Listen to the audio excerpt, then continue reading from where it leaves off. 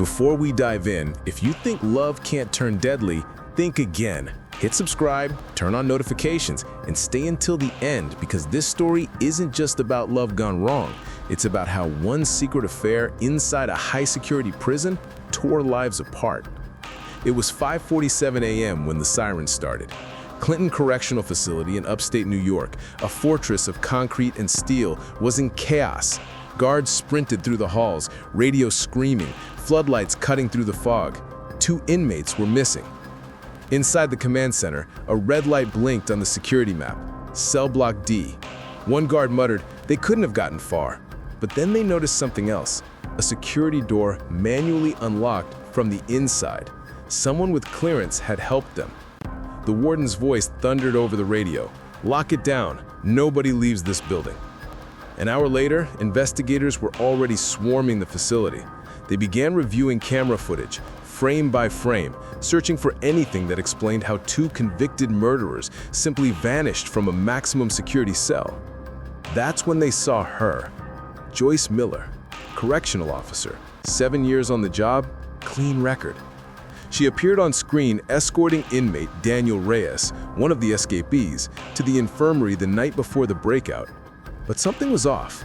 Their body language, the lingering look she gave him as he walked away, the slight smile.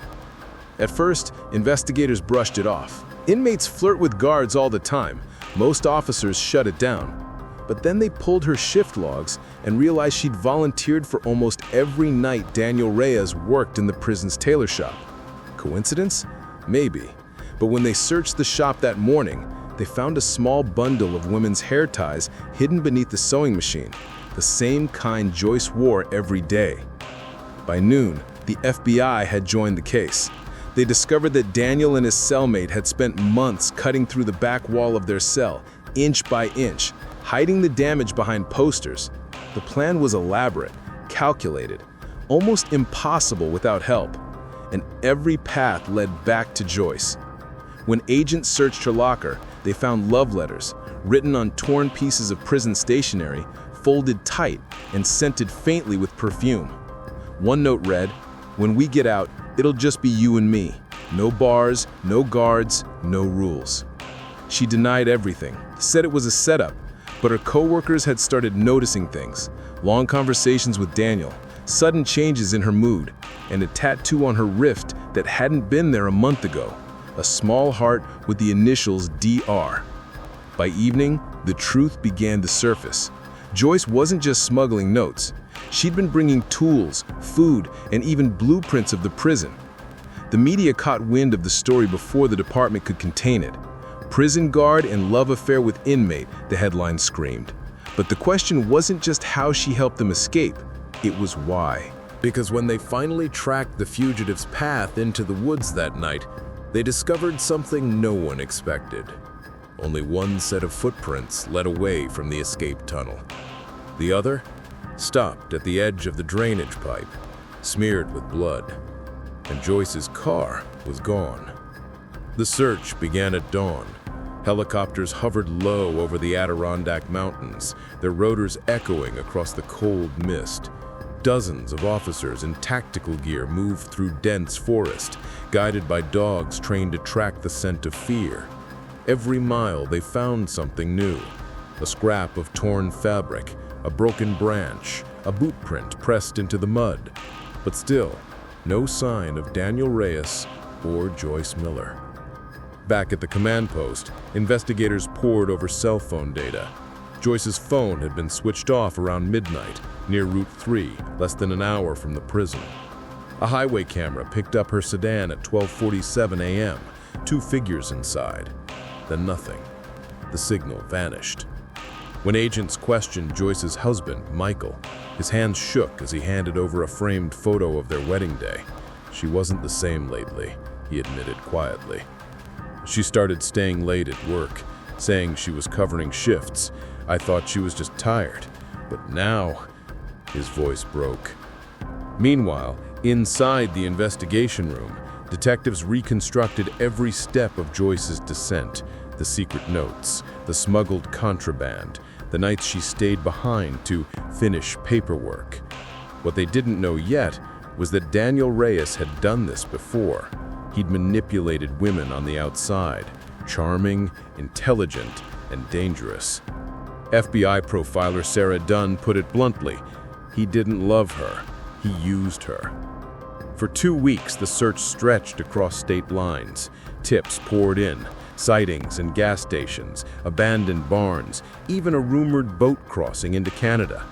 Every lead seemed promising, and every one ended cold.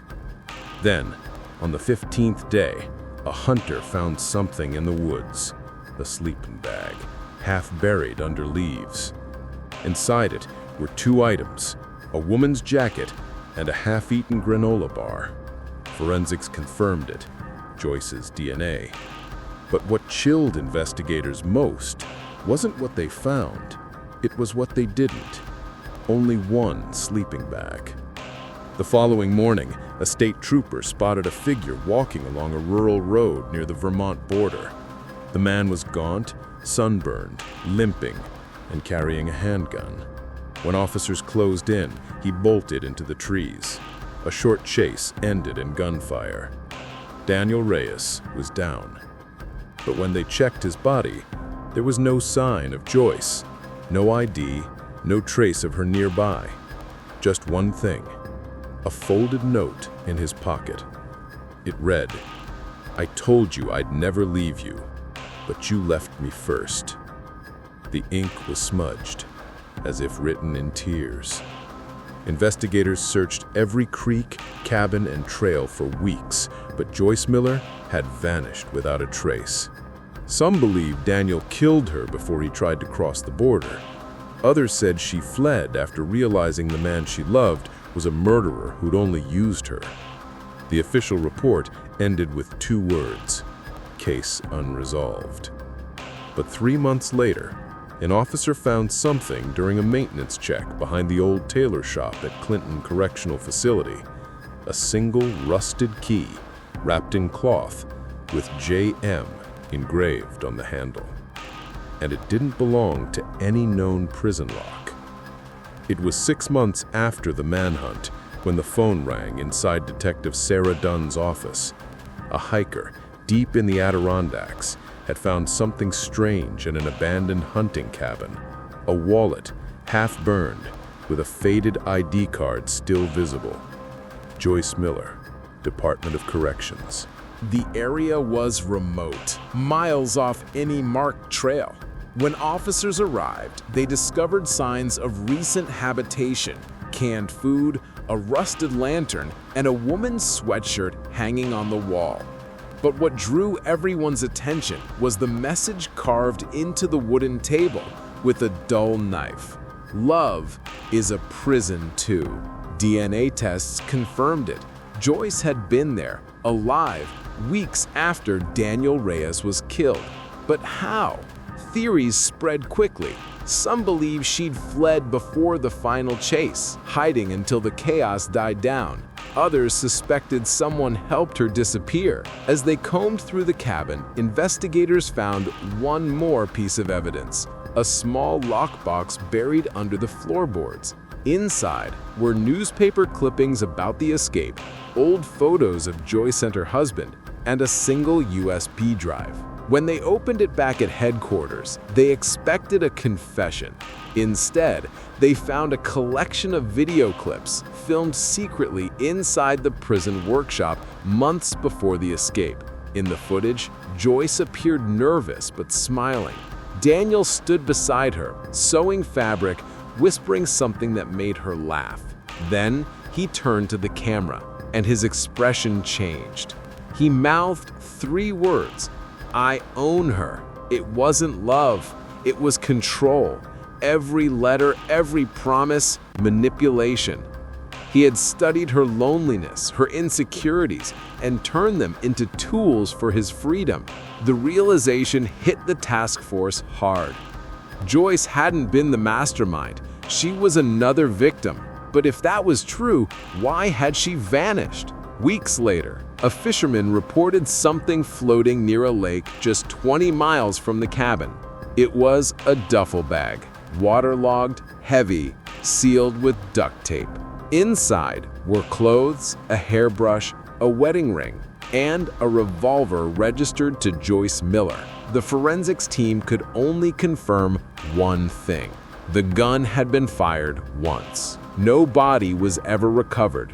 The final report listed her as missing, presumed dead. But Detective Dunn wasn't convinced. She revisited the video one last time and noticed something everyone had missed: a reflection in the workshop's glass window. Another guard watching them. That guard had since resigned, moved states, and changed his name.